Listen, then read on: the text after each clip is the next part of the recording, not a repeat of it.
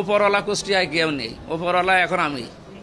সুতরাং যা হবে কিছু হলে আমারে জানাবেন। দালালদের এবং ওই যে বিভিন্ন স্পিরিট মানির কথা বলা হয় এবং কালো কিছু হাত আছে, এই হাতগুলোর কথাও গোপনে কেউ কেউ জানিয়েছে। আমি সরাসরি জানিয়েছি যে 2 নাম্বারই কেউ যদি করতে চায় সরাসরি বলবেন যে মাওলানার কাছে টাকা দেওয়া আছে বা এই বিষয় বলা আছে, আপনারা ওনার কাছে যান। মানে এত ক্ষমতা নিয়ে কে চলে কুষ্টিয়ায়, আমি দেখবো বাকিটা। নির্বাচন চলাকালীন সময়ে, সেই সময় তো আমরাও আপনাদের মতো। এখন যেহেতু পরিবর্তন এসেছে, এখন আমি খোঁজ নেব, আমি এখন নিজেও যাব, দেখি বাকিটা। আশা করছি থাকবে না ওই জায়গার যে বদনামটা অন্তত যেন আর না থাকে আগামীতে।